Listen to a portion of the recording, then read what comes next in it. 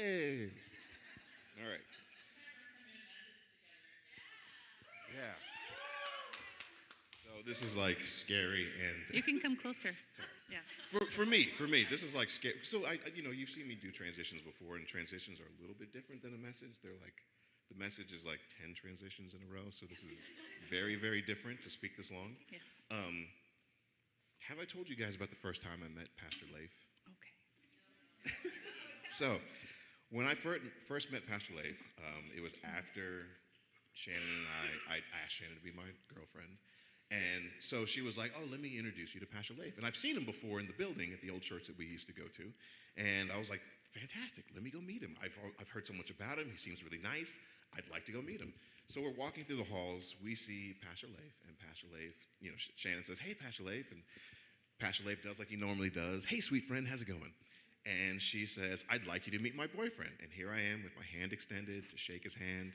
And his exact answer was, no, he's not. And then he kept walking. Literally turned away and walked down. Okay. All right. That's how it's going to go. No, but at the same time, I do understand his reasoning behind saying, no, he's not. It's only because for Shannon, she said, this is like he's a brother to me. He's family. And so from Pastor Leif's standpoint, he wanted to see like, well, who is this guy that she's saying is her boyfriend? Is he really? Let me check him on this. Let me see how he is. Let me actually meet him before I just agree and go, yeah, sure. So I fully understand, especially now having a daughter of my own. I totally understand because when she comes home and says, hey, here's my boyfriend, I'm going to go, no, he's not. On top of that, in writing this message, at first I thought it was going to be easy. I thought it was going to be, this is perfect, this will be easy. And then after writing it and then reading it and even back rereading it, I'm thinking like, this is different. Because I'm reminded about how good God has been to us. Oof. Yes. So, if we were to put a title on this message, we would call it The Character of God. So you'll see his goodness, his mercy, him being slow to anger when people are rebellious. So, I know, right? Never. So we'll start off with a little bit of a story. So a few weeks ago, we're on the airplane with the kids, and we've flown with the kids before, and so we have a little bit of experience on what works, what doesn't work, what is absolutely necessary on a plane. And so we're just doing our thing, and another mom that I chatted with was sitting behind me because, the seats are split up the 3 and 3, and so I couldn't sit with everyone. And so Alan's in the middle over here, and the kids are on the side, and I'm over here having conversations with other parents and having a good time. And Alan's passing the snacks and everything. And this mom behind me is like, wow, you got it figured out. And I already know. I'm already in my head, and I'm already chuckling to myself. She's like, you got the snacks, you got sweet, you got salty, you got, healthy stuff, you got not so healthy stuff, you got the activities that aren't going to leave a mess for the flight attendant, which I'm sure they appreciate. And she's like, I'm just looking at you, and I'm like, wow, a lot of those things would have made our experience a lot better. And I said, I really appreciate that. But I forgot the car seats, so probably should have brought those instead of everything else. So, anywho. And before having kids, I felt like this mom. I felt there were other moms that were much more qualified than I was, that were much more experienced, that had it figured out and could figure out how to do what needs to be done within that 24 hours. It was much different for me to go pick up someone else's child and spend a few hours with them and go drop them off, and then let the parents figure out the other 24 hours, or that's not the right math. Y'all, listen. 22 hours. And so I was honestly walking in a fear based on how I was raised. It was safe to not have kids and not risk the possibility of a child going through any of that because of me. It was easier to avoid it. In week 2 of our Valor series, Pastor Leif spoke on in Judges and Gideon, where Gideon is questioning God, saying, "Who am I? I'm the least of these." And a lot of us, that's way too familiar. We tend to hold on to a thought process or an experience, and they can become a trigger. I don't go to that place anymore. I don't talk to those people anymore. I don't want to go in that building again or be reminded of that situation. This got me thinking about my own process with becoming a mom. And I was listening to a message by Pastor Sarah Jakes Roberts, and she said that we have two responses to triggers. Either we avoid them or we confront them. And when we avoid them, we also avoid the healing that's connected to them. I'm not going back to that experience so I can experience that again. I'm not going back to that I'm going back to that so that I can confront it and heal. It no longer dictates who I am or the fear of who I might be, the mom I might be, the wife I might be, the man of valor that Gideon might be. But God. In Luke 24:25 through 32, so just like God did for Moses, he was in Egypt for 40 years, left, kind of because he was torn between identities, between the Hebrews not accepting him, and the Egyptians were upset with him. So he goes to Midian, and God appears to him, brings him back, and now he has to confront this. He has to confront the weirdness that he left. Because if you think about it, like Moses left, and then he went and did his own thing. And then all of a sudden you've got God coming back to him and saying, "Hey, you remember that place that you went to before, that you were part of before, you were part of these people before, and now they rejected you, they want you dead. We're going to go back." Yay. Like, how many of you guys would go like, "Yeah, sure, I'll go back"? Like, everybody would be, Mike. Of course. But I think Yeah. most of us would go like, "Yeah, there's no way I'm going back. You got to take somebody else."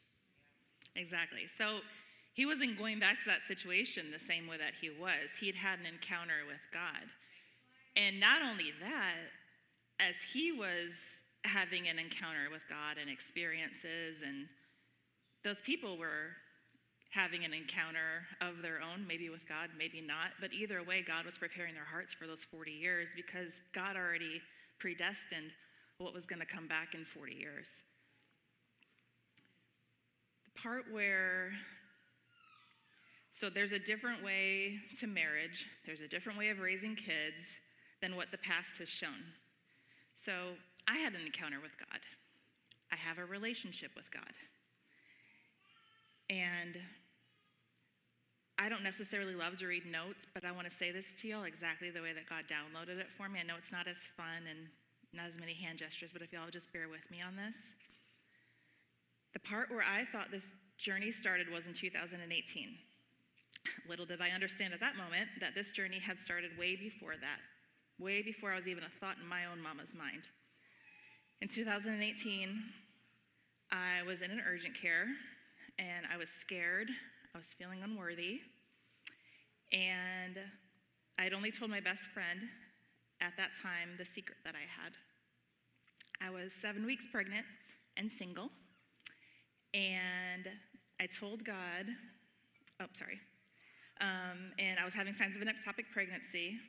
The doctor couldn't find the heartbeat, and the doctor walked out of the room, and I told God, I said, "Lord, if your perfect plan is for me to carry this sweet little munchkin for only these 7 weeks, then I will trust you, and I'll give you all the glory, and I'll be so grateful to have just gotten those 7 weeks.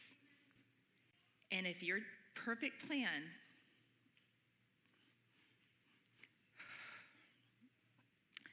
I'm okay for now, but we might get there." Couldn't find my waterproof this morning either. Ugh.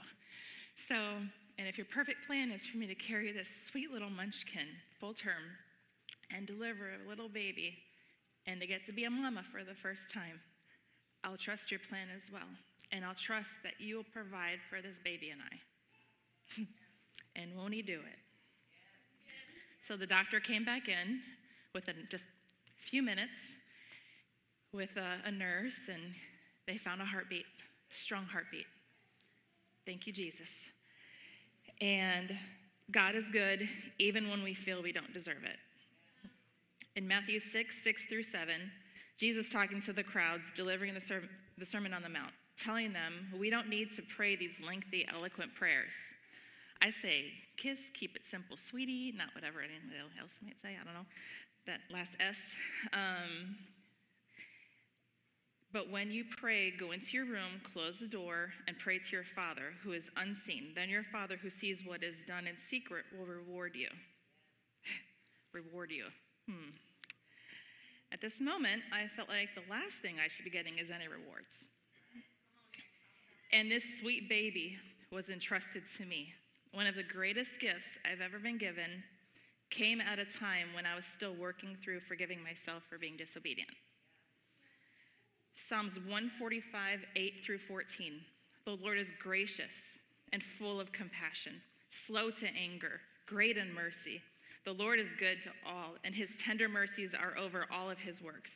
All of your works shall praise you, O Lord, and your saints shall bless you. They shall speak of the glory of your kingdom and talk of your power, to make known to the sons of men his mighty acts and the glorious majesty of his kingdom. Your kingdom is an everlasting kingdom, and your dominion endures throughout all generations. The Lord upholds all who fail and rises up all who are bowed down.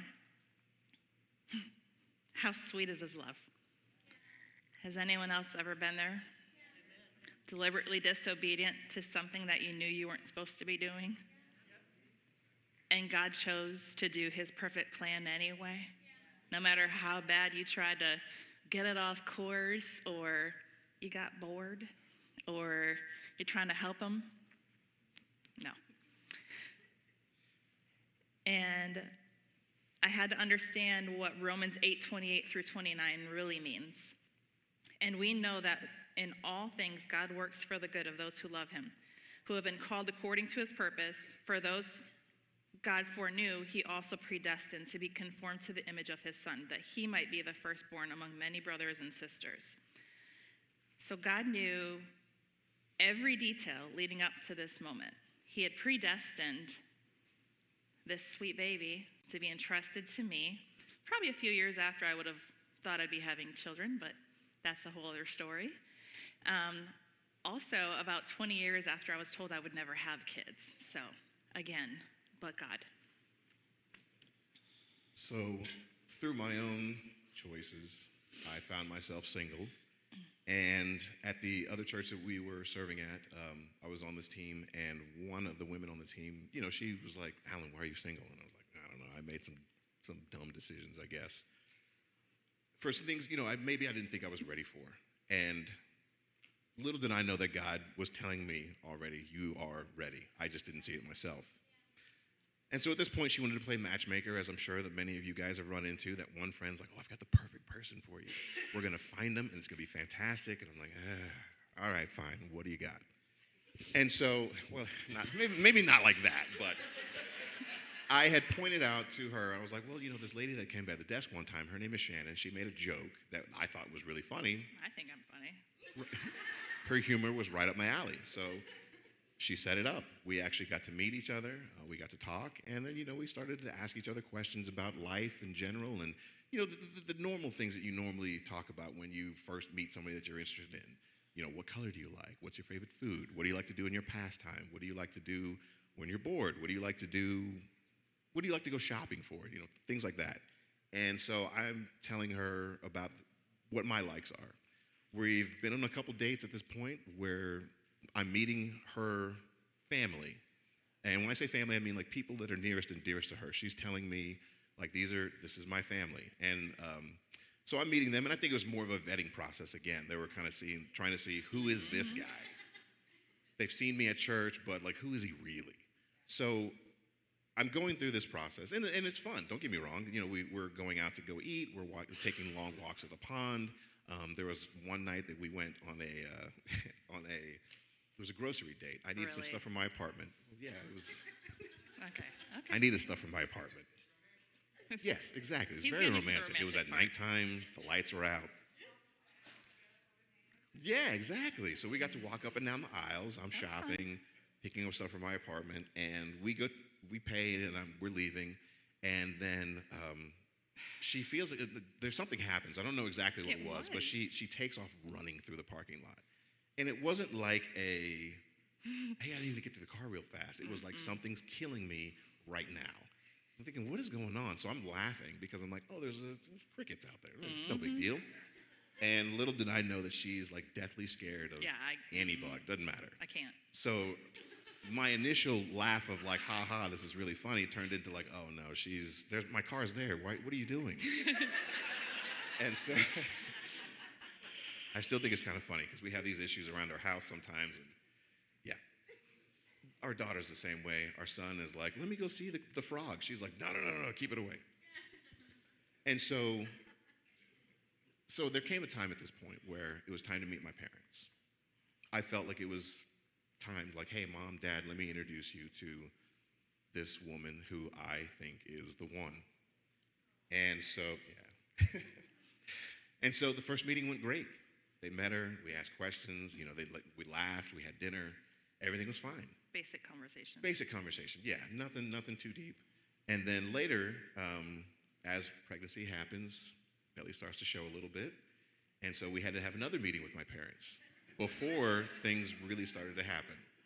And so in that second meeting, hey, Mom, Dad, here's some news.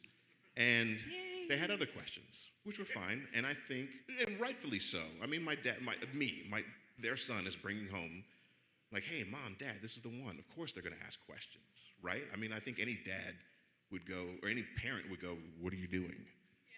So, and that's what they were doing, because at the same time, I think they know me. They've raised 3 of us. And at the same time, they've seen our rooms, they know how we act. So they know that when the baby shows up, this is not like a gradual, like we're going to step into this. It's like, you're in, that's it.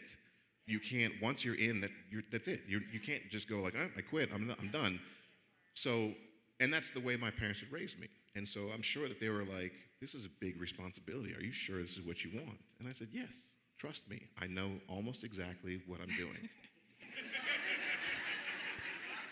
Almost exactly what I'm doing. But in my time away from my parents, they said, okay. And so in my time away from my parents, I prayed to God and I said, God, help my parents to see her the way that I do. And I remember telling my parents, you will learn to love her just like I do. And I said, we talk about Christmas, we talk about family traditions in our walks that we had. And she was telling me that this is one of the first years that she may not be able to go back to Wisconsin like she does every year to spend Christmas with them. So in asking me about my family traditions, I said, well, my mom always wants me to come and spend the night at Christmas. And she's asking, well, do you? And I go, no. I'm a grown man. Yeah. I got an apartment. I got my own thing going on. I just show up day of with presents. That's it. So she tells me, well, you know where I'm going to be for Christmas. And I'm like, what? Spending the night. Going on? And so months and weeks and days pass. We get the months, and then it's coming close to Christmas around November. And I remember my mom calling me and saying, well, what are you doing the baby need for Christmas? I thought, wait a second. Yeah, but at the same time, I'm like, whoa, what happened? You guys told me at first. They're like, no. Are you sure you want to do this? And I'm saying yes. And now you're telling me, what does the baby want for Christmas? What does Shannon need for Christmas? They're calling her, and she's like, oh, Mom called me. And I'm like, my phone works too. What do you mean Mom called you? I'm the favorite child now. I really think she is. So going back to Matthew, he does say, pray a simple prayer. It doesn't have to be long. It doesn't have to be eloquent. It doesn't have to be full of these big words to try to impress God, because you can't. When you pray, make it simple. Make it genuine. Exactly. Make it genuine. Hey, God, I need help. I'm going to have a tough day today. Help me through this. Yes. So going back to Romans 8:28 through 29, one of the greatest things, as I mentioned, that stands out is that God always had a plan for me to build a family. What happened then doesn't have the authority to change what God has for me now. We all have a testimony now that we didn't have then.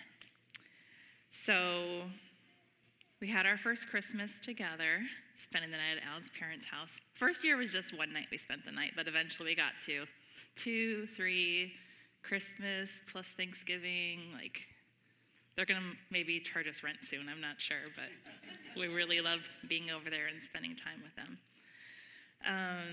Don't we? Yes, we do. We actually course.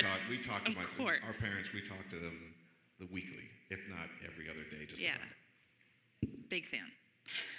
So 1 month before this little munchkin was born, I lost my job. Awkward. Alan and I were still dating at that time, and we weren't engaged yet, and we'd been dating about 6 months, and so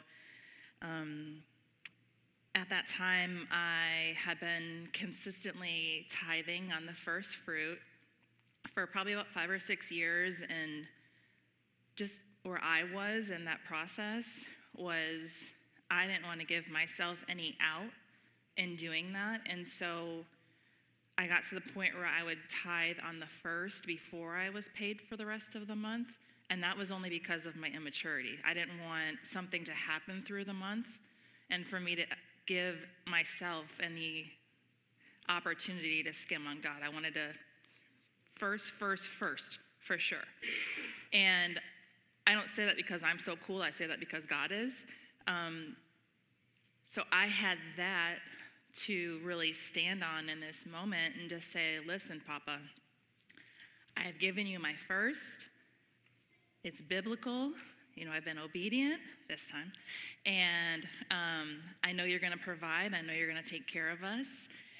Because we And had 2 of everything. 2 apartments, 2 cars, 2 electricity bills, 2 cable bills, 3 bellies. insurance, 3 bellies to feed. No, we did. We had bills. And so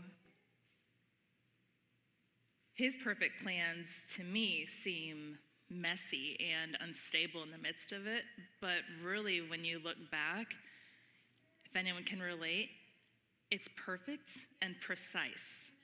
And it is nothing like what I would have done. And so Romans 8:28, and we know I can talk today. And we know that God causes everything to work together for the good of those who love God and are called according to his purpose for them. God's perfect plan is perfect. So at that point, we had our first familial loss. It was on Shannon's side, and Well, things. they've all been. They've all been. Well, they have all been, Yeah. yes. Yeah. But Yeah. the first loss on Shannon's side, and it was tough because we've got a baby coming. We also have bills and hospital stuff to do, and family drama going on. We hadn't even had our first wedding yet. We hadn't planned anything yet. We started to plan. We went into the hospital, and as you guys know, when you go into the hospital, there's they run around everywhere, and it's perfect chaos. They know what they're doing. I have no clue, but we're going in there with one income. She doesn't have a job, and we're trying to figure out, well, how are we going to pay for the baby? No So they're insurance. telling us that fill out this form, and it usually takes about 45 days to get everything approved. I think we got it approved in a week and a half, which is a miracle because the state of Texas. I love the state of Texas. They move slow. I love the state of Texas. They move slow. And but it was done in record time, which I have no idea how, but God, that's the only way I can say anything worked. On top of that, we left the hospital and everything was perfect. He spent 2 nights in the NICU, but then he came to us and he was great. He's been great ever since. Then it was time for us to plan our first wedding. So we started to do that. We had our first wedding in a park, very cheap, which was fine. Nothing wrong with that. It's perfect. Pastor Leif was actually the one that did the officiated the wedding. Oh, wait a minute. So when Pastor Leif became pastor, I told him, because, I knew God's plan so perfectly. So I told him I was going to be the first one he was going to marry. And then I wasn't, because God's time is perfect and precise, and it took longer than I thought. So What are you trying to say? I was being a knucklehead. You were being a knucklehead. I don't know. Just Okay. his plan and timing is perfect. And so Leif did marry us But then he also walked me down the aisle, which I thought was so sweet and so tender, and shaking in my boots. So keep going. So then after that, because of our talk and everything, we knew that we wanted to build a bigger family. And we got, do whatever you do, right? And so with Oh my that, gosh. I'm sorry. I'm sorry it's about that. awkward. But Kids you know should what be I in mean. kids' church. They've got a great service over there. Yeah. Ours are not in here. And so things just, we weren't, every month we got a not yet, not yet, not yet. Oh, hang on real quick. And we got those not yets typically on Sundays when we were up to do transitions. So to me, that just added an extra layer on how we were going to proceed and what kind of attitude we were going to have and how we were going to choose to trust God in the process, even when him and I are looking at each other and every month I feel like I'm letting him down. We learned this through a conversation. Every month he feels like he's letting me down, but God doesn't want us to keep those feelings and not share that with each other. And so I'm glad that we had that open communication, because I felt like it empowered us as a couple to just keep going. And I missed him when I hadn't met yet. And I prayed and I was asking God, like, why would you allow this? Why would you have me feeling that way, Lord? If this isn't your will, then you've got to take this feeling away, because it was difficult. And I mean, we even got to the point to where we're looking at IVF, and as you guys know, IVF is very expensive. And just it was in my prayer time, I'm praying to God, like, just give us a baby. We want a family. We have a family. We want more of a family.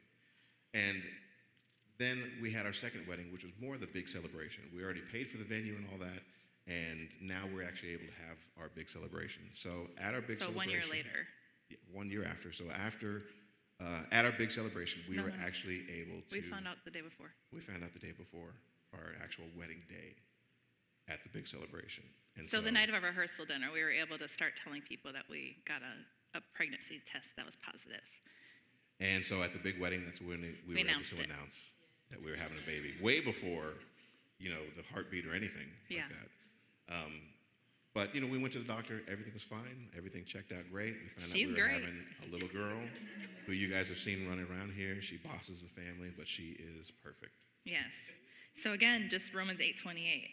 All things work together exactly the way that they're supposed to be. So we have our favorite boy and our favorite girl, and we're done.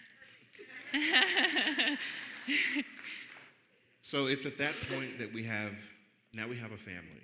We're married, we have a family, we're living in a small apartment, and we're trying to find out how can we get a house. We need more room. Apartments are way too expensive, so we thought, okay, let's go buy a house. Perfect. And then we had job loss number 2, which... Well, that came right before we had Avi. Oh, Yeah.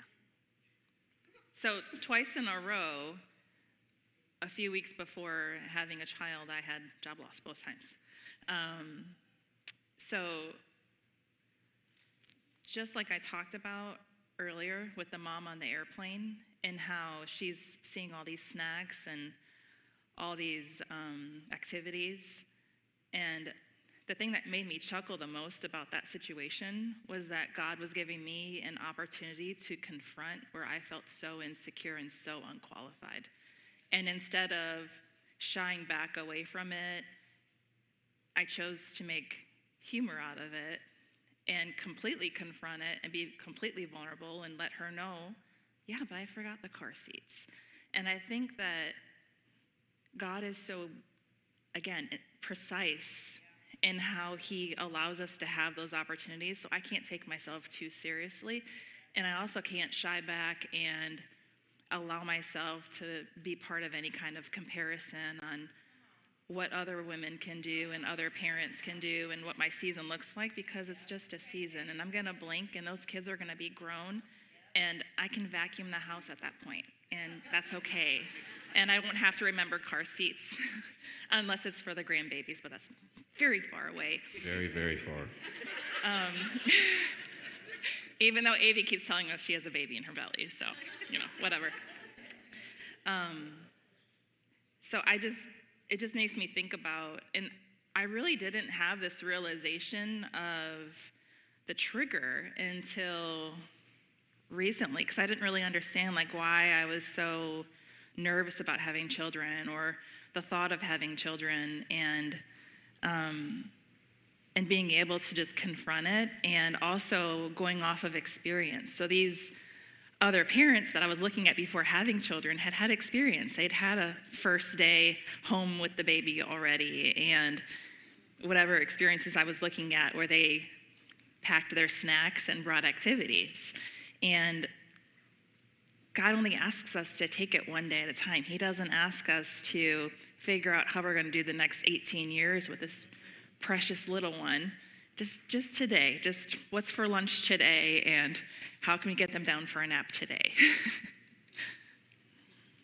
And also at the same time, I mean, with kids, it's like you see other parents, and I see other dads, and I see the way that Shannon, when the kids were younger, I see the way that Shannon has interacted with Isaiah. And at one point I thought to myself, I was like, wow, I can't be goofy with Isaiah like she is. And I said, well, wait a second. There's something that hit me, and I was like, wait a second, I can. This is my son. I can definitely be goofy with him. And so I started, just to be goofy with him. I treat him like almost like a little brother. You poke him in the back, and he laughs, and we have this robot game that we play at nighttime. And then also with our daughter, Aviana, it was a little hard for me at first because, she's able to do so much for Aviana. Little girl only wants mommy, and I felt kind of like, all right, well, kind of useless here. But then I realized now there comes a point to where dad does step into the picture, where now she wants to spend time with me and help me with my car projects and help me with the yard and help me with everything that it is that I'm doing. And I love it. I cherish it. It's annoying at times, but it's fun at times because I know these are memories she's going to take with her later on in life and go, I helped my dad with this stuff. And it's going to be something that she remembers. Same with Isaiah. He's going to also remember these things that we did when we were younger. He's going to remember our small apartment. He's going to remember his first snowfall. He's going to remember talking to Aviana while Shannon was pregnant and taking trips with her. What next? Is it? Well, we tried to buy the house, and then we did buy the house, but during the second job loss, trying to buy a house, as you guys know, is difficult. At first we had two incomes, and now we have one, and so, again, how it happened, I have no idea. All God. That's the only thing I can say is all God, because we live here in Anna, right next to real close to the church. Yay. Which is actually what we wanted. When we first started coming to Grace Point Family Church, we were living in the colony, so it was about a 45-minute drive to get here. And when we got here, I remember calling Leif at one point and having a conversation with him and telling him, I think this is going to be our home. I forgot about that. And he told me, to be honest, he put a little discouragement there. And I think it was to test me, to see, is this really what you want? Is this really your home? Because he did say, don't come here out of convenience. I don't want you to come here because you know me. I want you to come here because you want to come here, because you want to be a part of this church. And so he mentioned, hey, it's going to be a drive. It's going to be a drive. You've got kids, you've got family. It's a new church. We're establishing things. Not everything is set in stone yet. So there's going to be work to be done. And if you're willing to become a part of that work, then yes, by all means, I want you to come. If you don't have a home church, yes, by all means, I want you to come. But if you do have a home church, stay there until you get the go-ahead from God that it is to, okay, now we can go find a new home church. And also with Pastor Hutchins, the two times that he came while we were here, I love Pastor Hutchins, by the way. Because so funny. I remember Pastor Leif introduced us to him. And, we said hi, and said, hey, is this your home church? We said, well, we're kind of in the middle. And he's like, no, that's fine. And I think the second time that he was here and preaching, the same thing. Hey, have you found a home church yet? And we said, well, no. And he says, no, you're here. And I said, yeah, but, and he's like, no, again, you're here. So again, he was telling us, you've been here and you keep coming here. This is your home church now. And so at that point we said, well, I guess it is our home church. Yeah. And here we are. Here we are. So we made it official. So, and then from there, God blessed me to have a career change, which I didn't even think was possible because I was, again, unqualified and had no experience in this area, but God. And his perfect plan, and loving it, having a good time, love my job. So blessed to be able to say that. So just to kind of wrap things up, so just back to Psalms 145:8, just talking about the character of God. And so there's going to be the ebbs and flows. There's going to be, life is going to happen, right? But I think what's important is how we respond to that, how we remember the graciousness, the compassion, how he's slow to anger, great in mercy. And always forgiving. He's tender. All things work perfectly according to his plan. And when I think about our story, I almost can't believe it's our story, and that he entrusted us with that. And so, if you think about it, though, at any point, something could have derailed us. Mm-hmm. I had friends that were like, "Are you sure this is what you want to do?" I'm still mad at them. And I had other friends that were like, "Well, my brother's in that same situation, and he's having a difficult time." And I remember telling him, Terrence, he's a buddy of mine. I remember telling him, like, no, your brother might be having a difficult situation, but my situation is going to be different. My situation is going to be different because I believe it's going to be different, because I'm praying to a God who is able to do the impossible. Yeah. He even had a friend trying to send him on a date with somebody else while we were dating, but he isn't going to mention that. I will. He didn't go. So, homework? Let it go. Yeah. Don't make me sing, honey. I'm not a good singer. I'm not Beverly. So, you want to do homework? Yeah. Okay. So our homework for you guys today is to go back and look at your own story and look at how God has moved in your life. I want you guys to talk to each other and speak about the different choices that have been made, or either you have made or have been made for you, to allow you to get to the point of where you are today. The friendships you have, the relationships you have, the marriages you have. Talk to your spouse, talk to your friends, and just take an inventory about how it is that God has moved in your life. And maybe even visit any of those triggers. Some maybe you need to avoid to have a healthy boundary, and maybe some are good to confront, maybe with laughter, but however God leads you in that. And then when you do pray, just remember to keep it simple. Yeah. God doesn't need eloquence. He just needs you. Kiss. Keep it simple, sweetie. Thank you all so much. God bless you.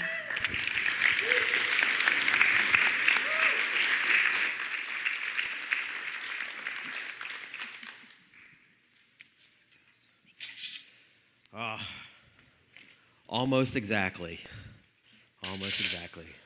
See, I love that, because then it leads into where she's talking about controlled chaos, right? And I think that's part of God's plan, because we'll never get it exactly, right? I think that's why we have to rely on him to get that exactly. Otherwise, we're always at almost.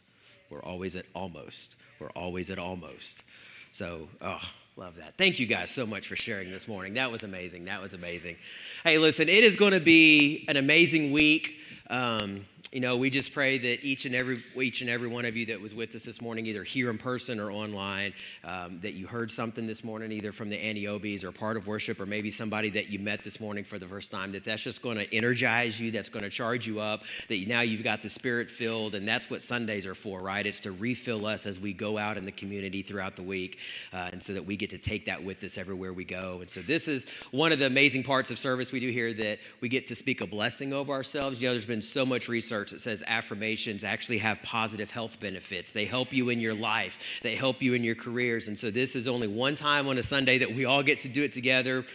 Do it for yourself throughout the week as well. But listen, wait. Well, did I already mess it up? You did not mess up, but come up here, because you don't want to miss next Sunday, right? Yeah, God has an amazing way to put an exclamation point on our Voices series. And it's the Richmonds next week.